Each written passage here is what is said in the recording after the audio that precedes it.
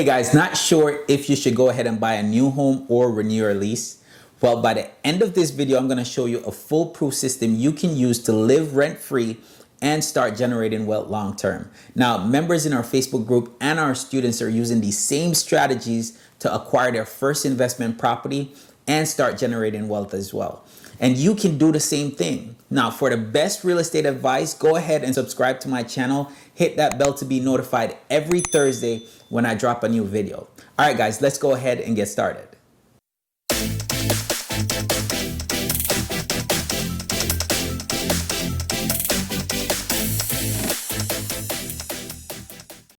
All right, so before we jump into strategies, let's talk about what house hacking is. And house hacking is you purchasing a property, whether it's a single family or multifamily, and renting rooms out. So say, for instance, you purchase a single family for $100,000 and it's a 3-bedroom, 2-bathroom house.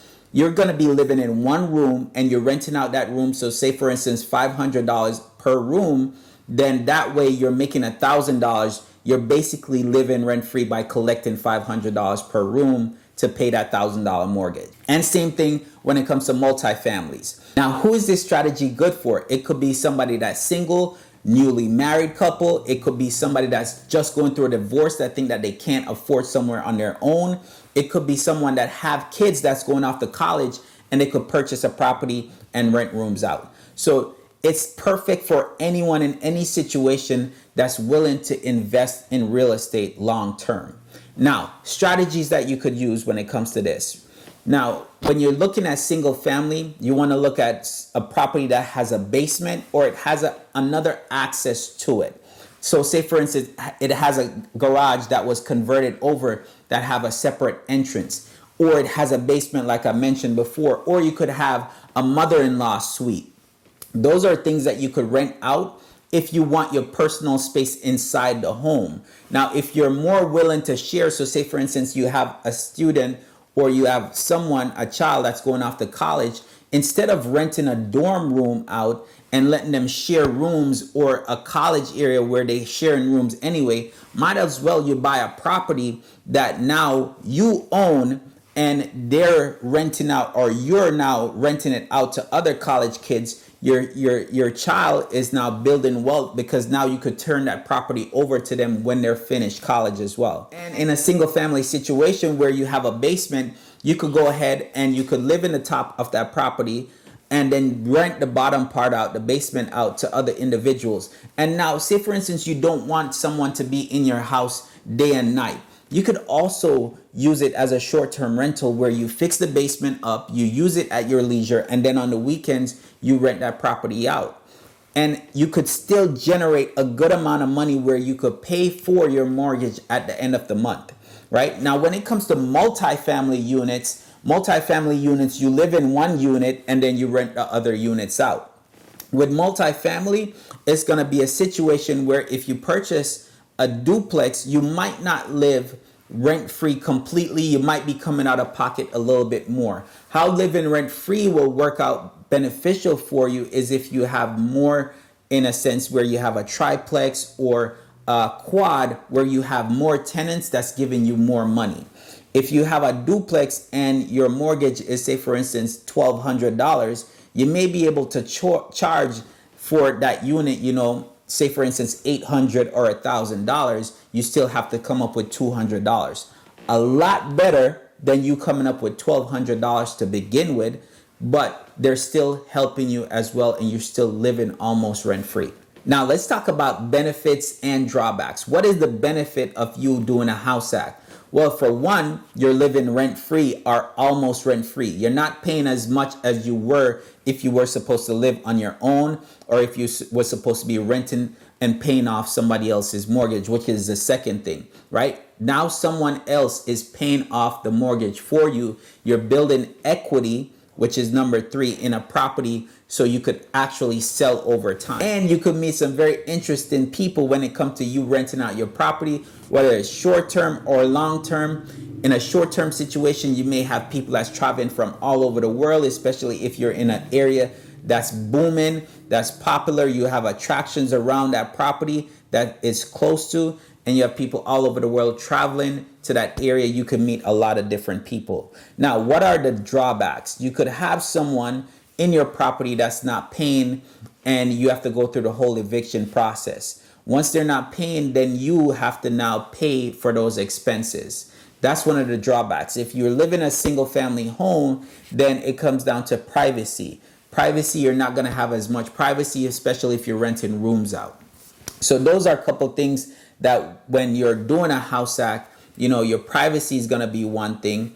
Then if they don't pay, then you're going to have to go ahead and pay for those damages, or you still have to cover the mortgage. Now, guys, drop a comment below and let me know, what would you do if you were supposed to be living rent free? What would you do with that extra money? Now, let's talk about financing options. Guys, when it comes to you purchasing properties, especially with investment properties, the requirement is 20% down, which could be very discouraging for people that's trying to enter into the real estate investing game. But when you're talking about house hacking, you could actually purchase a property using FHA loan, right? And you purchase a single family home, or you could purchase a multi-unit at just 3.5% down, and then you start renting from there. Now, you can't move out completely out of the house and rent it out.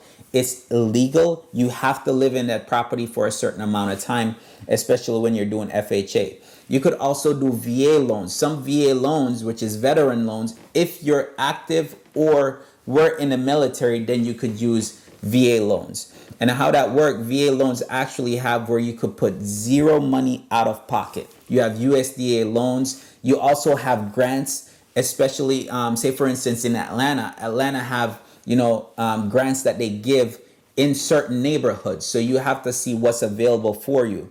But in a situation where you're thinking, well, it's far-fetched for me to get into real estate investing because I have to put 20% down for investment property. Now it's not so much far-fetched, because now you could use 3.5%, which, if you really think about it, guys, if you're looking at a $200,000 property, that's only $7,000 that you have to come up with, right? And now you have an investment property that you could purchase, whether it's a multifamily that you just picked up for $200,000, then you're renting out one of the unit and live in one, right? And in a situation where you have a single family home, you purchase a property, you could eventually rent out a space, whether you're renting rooms out, or you're renting basement out, or you're renting the extra space in the garage, or you're renting a shed somewhere in the back, but you're being creative at the same time, and someone else is paying off your mortgage for you.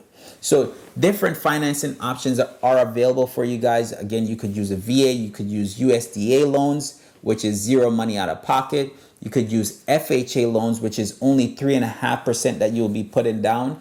And then of course, you could go ahead and do conventional financing, which you could do 5%, 10%. And investment programs, of course, if you're buying investment properties out front, you have to put 20% down.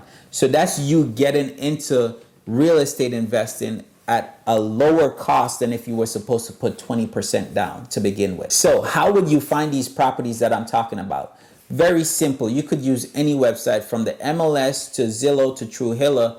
You could even drive around and look for these properties. You could get with a realtor, let them know what you're trying to do and what you're trying to get accomplished when it comes to the property.